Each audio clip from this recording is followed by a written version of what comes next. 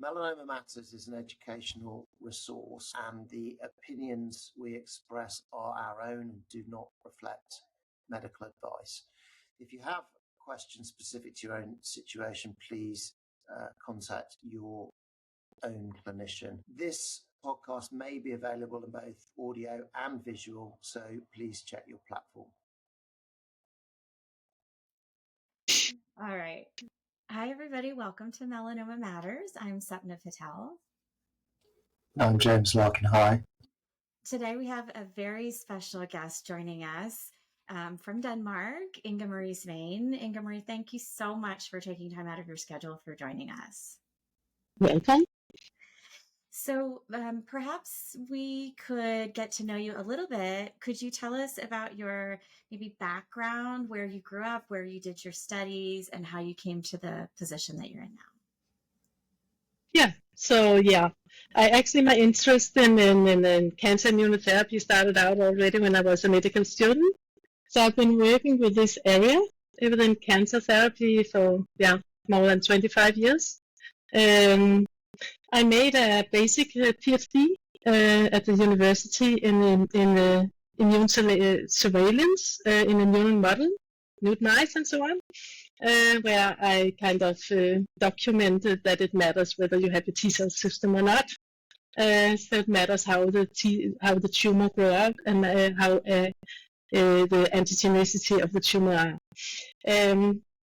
But then I moved out to the clinical world, and I started treating patients, and then my dilemma started out because I actually liked the interaction with the patients very much. So I decided not to go back to the university, and instead I tried to establish my own research group. At the same time, I was trained as a specialist in oncology.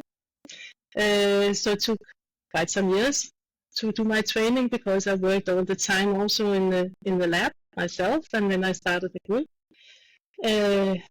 like translational, you could say. But some years ago, in 2006, I think, we started out a group where we joined. I was joined by a more basic research group, and we established this Center for Cancer Immunotherapy in Denmark.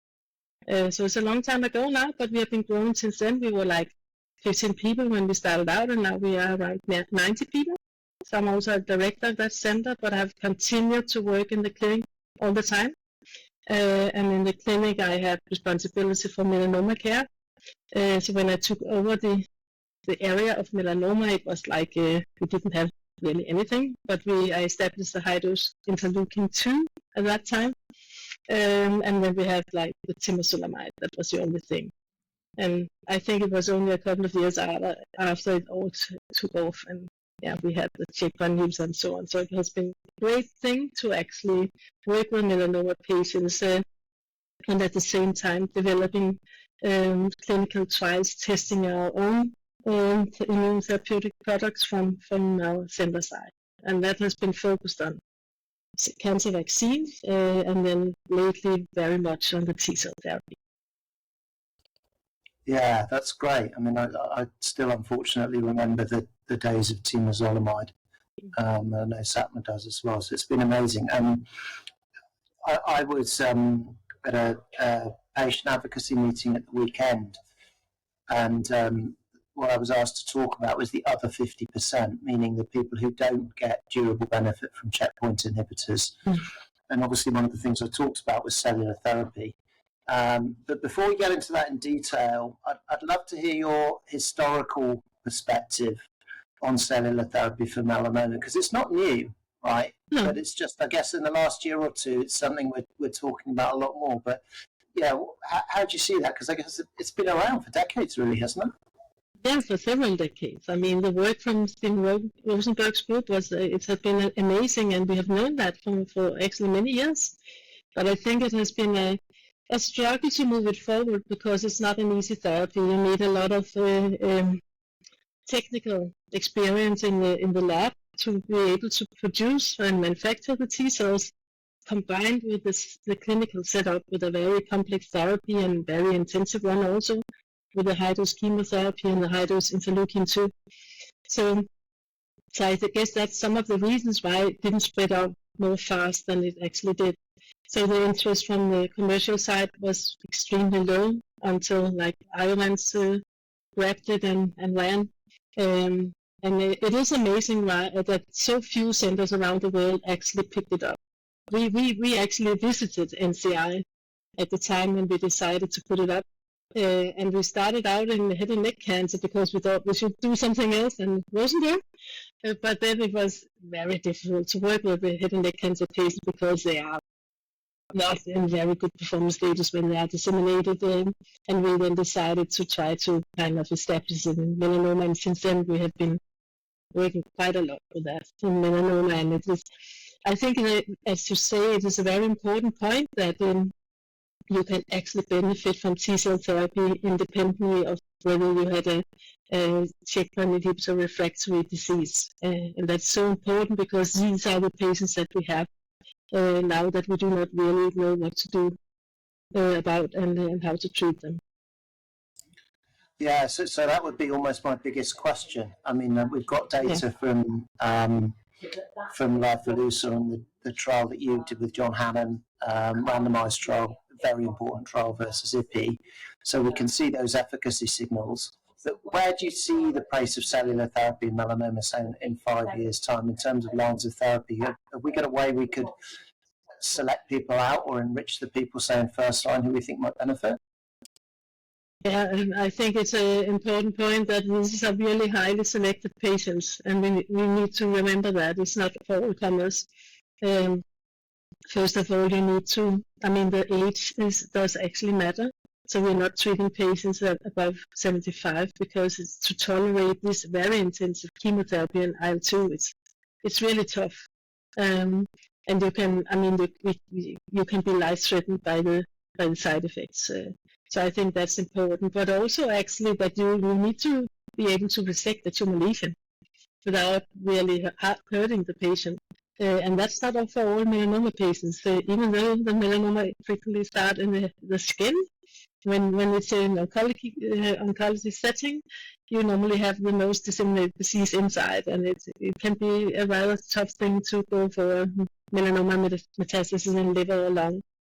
So there are a lot of limitations on that in regard to which patients to treat. My opinion at the time being, I think that still, even though we do not have the same kind of long-term side effects, chronic side effects from T-cell therapy as we can experience from checkpoint inhibitors, I still think that the total level of side effects are lower with checkpoint inhibitors, so I really would go for checkpoint inhibitors as first line. But there are many of our patients where we do not treat with this combination. Maybe, I mean, because it was a low disease burden, or in Denmark at least we also use the PD-L1 marker. And for those patients, it would be more obvious, I believe, to actually move forward with T-cell therapy if they progress on anti-PD-1 than to try to go for another checkpoint inhibitor.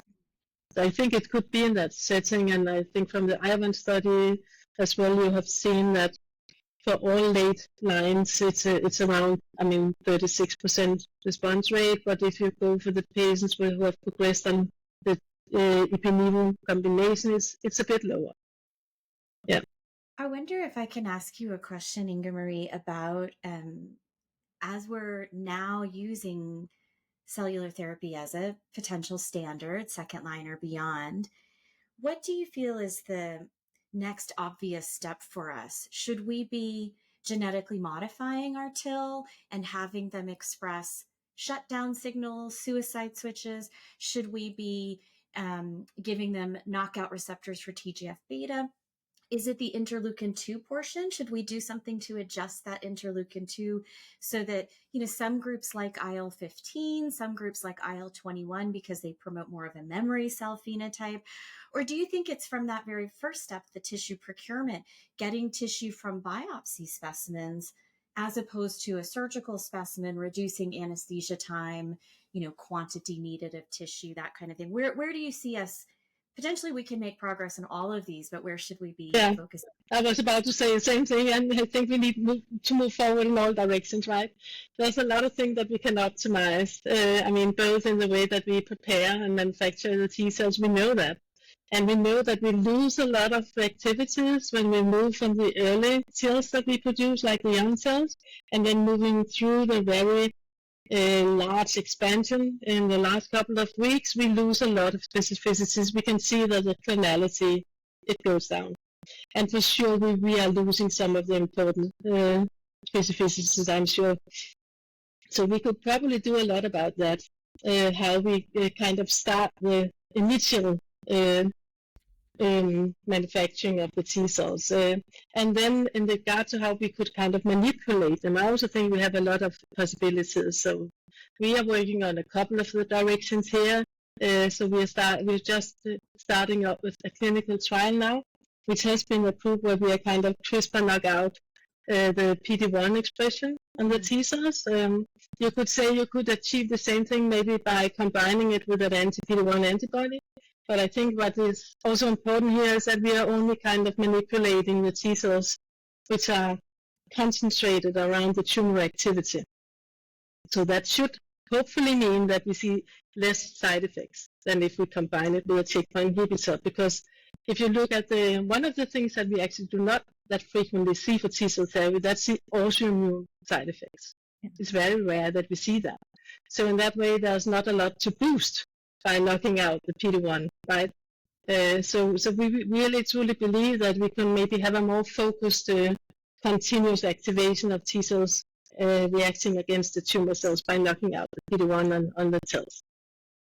But other options are, as you said, also to introduce something, and we have also another trial working on introducing IL-7, but in also, again, a very focused way, where it's only when the T cell receptor interact and get activated by the antigen intratumorally, then it starts producing the IL-7. And that is was meant to be like, to protect the patient against the side effects. Because I think in the setting of T cell therapy, we can't really tolerate more side effects, right? It's so intensive for these couple of weeks when they're hospitalized that this is enough. Yeah. So whatever we do, it also has to be taken into considerations that we need to hopefully lower the side effects, but at least not increasing them. So we work together with in a European setting. We have a EU grant. It's from also from Barcelona, where they have established a trial where we are trying to use another kind of IL-2. A kind of IL-2 which is again not activated in the same way systemically, in the hope that we can reduce the IL-2 side effects, because I would say they are actually the most severe ones. So I hope that we also in the future will be able to work on the dosing and how maybe new kind of IL-2 and maybe new kind of cytokines, which can reduce the side effects, but at least also continue the same efficacy. Yeah, I mean, that all sounds great. I mean, one of the things I've been wondering a little bit, and I agree with what you were saying, that probably for a lot of patients, you're still going to want to go with a checkpoint inhibitor first of all. And if it's single agent, it's probably going to be well tolerated. And if they're sensitive, it's great. They might not need much more treatment. But I wonder, and neoadjuvant might be a bit of an example of this, but also metastatic disease, whether we should be thinking to ourselves quite early on, is this a patient who's really going to get durable benefit from a checkpoint inhibitor or not? Yeah. Rather than waiting for multiple lines of therapy, and then you've got someone who's been on steroids and they're immunosuppressed and they've got brain mets. But actually, in our heads, if you like, treating metastatic disease, let's say in the first 6-12 months, and you know those data from various sources that where quality of response to checkpoint inhibitors will correlate quite tightly with long-term outcome, but whether we should say to ourselves, well, actually, this isn't a good enough response to a checkpoint inhibitor quite early on, maybe even a neoadjuvant. That's where we should be trying to understand more about the place of cellular therapy, because I think for that kind of patient, they're probably going to be easier to treat in lots of different ways, and I think you can justify then the potentially greater toxicity as well from cellular therapy because they failed or they're going to fail checkpoint inhibitors. Do you think that's plausible, or it's just me sort of, being optimistic about which way we're heading? No, but I agree with you, and I think that is a whole issue about biomarkers as well. because they are going to hopefully help us out in the future. And I mean, there's a lot of assessments of biomarkers, but all of it is kind of explorative. And I think we are completely lacking the really solid and validated markers, and probably we will be working with profiles in not one marker, but of course profiles in the future, and that will hopefully help us out and help the patient out, so that we're not offering them combination checkpoint inhibitors if we can see that they will have a very, very small chance of efficacy, and instead move them forward with the T-cell therapy. And I think like for other kind of treatments and later line, the lower efficacy rate, and it's the same with T-cell therapy. We know it can be extremely difficult to kind of have the patient ready and then not progressing too aggressively after BRAF/MEK inhibitor. Waiting for the T-cells can be extremely difficult. So in Denmark here at the moment we have this approval of what I call an early access program, but it is per patient based. So I have to apply the authorities for allowance to give the T-cell therapy. And we have actually argued that this would be also feasible for patients who have not been treated with BRAF/MEK inhibitors, because afterwards it can be like impossible.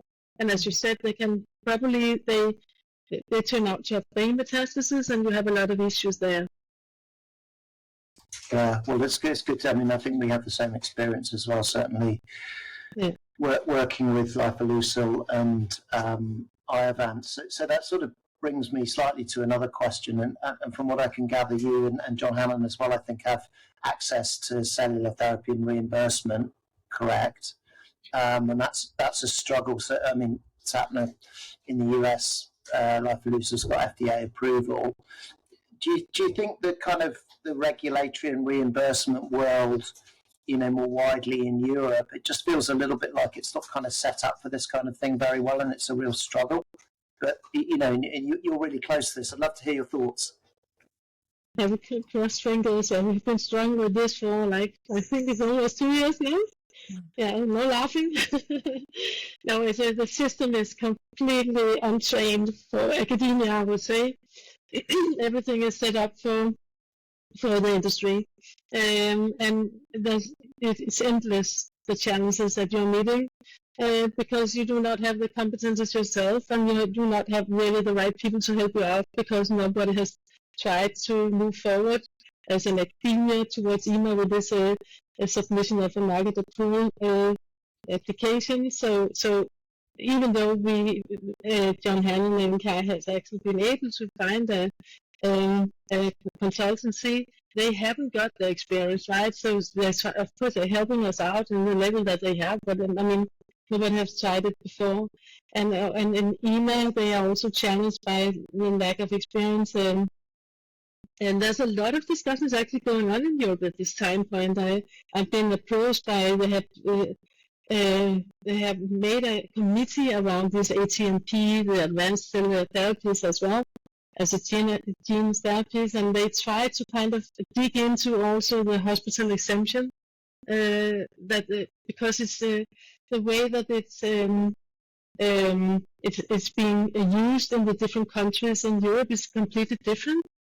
So it's interpreted very strictly, for example, in Denmark and many of the countries in Europe, but in Spain, they are allowed to do a lot of things like the CAR T cells. They do their own CD19 CAR T based on this hospital exemption, and they have now the second approval, but only regionally, like in Spain. And at the same time, it was declined in Denmark. I was declined applying for hospital exemption, while John Hannon in the Netherlands was approved based on the same data, right? So in that way, it's very difficult. And the whole discussion also about competition. Is this a fair competition to the companies, or is this really unfair? And how should we put the price on it? Yeah, there's a lot of things here. So I think within the next, it will be very interesting to see within the next 5 years where we will end up. Where the politically and regulatorily, and also, I mean, like the collaboration with the industry, I think there's room for all of us. That's really how I see it, because we have so many patients around Europe and around the world who need this therapy, and it's not near to covered by the industry at the moment. So I think there's a lot of space that we can just try to help each other. And I think also it's a healthy thing to have competition also when you're a company. So it's like the discussion of this point of care production as compared to a centralized production also. And I think we will have room for both ways to do it, I believe. And also to secure actually the continued development and research in T-cell therapy. You need to have it right next to the clinical researchers and the academia. Yeah, it just feels to me, I mean, I know how frustrating it's been, at least I think I've got some idea of how frustrating it's been, that you have a therapy that can really help patients durably. And there's all these other considerations that are coming into it, but at the end of the day, this is something that really can make a difference to patients. So, congratulations to you and John and everybody else on really, pursuing this. But it is a point, I suppose, isn't it, that there's all this beautiful clinical and scientific work, but actually then to deliver it to patients afterwards, there's a whole load of other considerations. So listen, this is going to be my final question, Inge Marie, and Sapna may have to ask other things, but based on what we've discussed, where do you see the prospects for this type of strategy in other solid tumour types? I mean, there's data certainly from Iovance and others in various other settings. Do you think it's going to be a sort of a mainstream treatment in other solid tumour types, in appropriately selected patients, obviously, not for everybody? Do you see the promise there? Yeah, I do when you say in selected patients. I think it's very encouraging data on head and neck cancer and also lung cancer. But again, in lung cancer, you need to be able to go through a resection of the lung metastasis typically. And many of the head and neck cancer patients, they are really not in a performance status where you can drag them through the high-dose chemotherapy and IL-2. So we need to figure out how to, increase the efficacy in those patients and decrease the side effects for sure. And I think for that, it was important initial study that they tested it in combination with checkpoint inhibitors as well. And you can also imagine like genetic modification can also improve it. It may be what we're also working. This is like really preclinically, but we're also working on a CAR TIL. So you actually kind of introduce a CAR in the T cells during manufacturing. So you have a very potent target. And then you combine it with the broadness of the repertoire of the cells. And the combination of that could maybe lead to a higher efficacy clinical also. I think so. We have so many different very exciting tools for manipulating those cells. So I think there will be a lot of new strategies out there in the next years. Okay, Sapna, anything else from you? No, I think that was incredible. I mean, we even only just talked about a portion of your research, cell therapy. We didn't even get the vaccine part, and there's so much, I think, here coming. So exciting to see. Welcome. And of course, congratulations to you and John and everybody there that's working on this cellular therapy in Northern Europe. I only know, just because it's a pretty monumental date, it was 2 years ago yesterday that your New England Journal of Medicine paper came out. As you're saying, here we are 2 years later. Where are the approvals and how do we get this to patients? But thank you so much for coming on our podcast. Welcome. It was really great talking to you. Wonderful. Take care. Bye. Bye.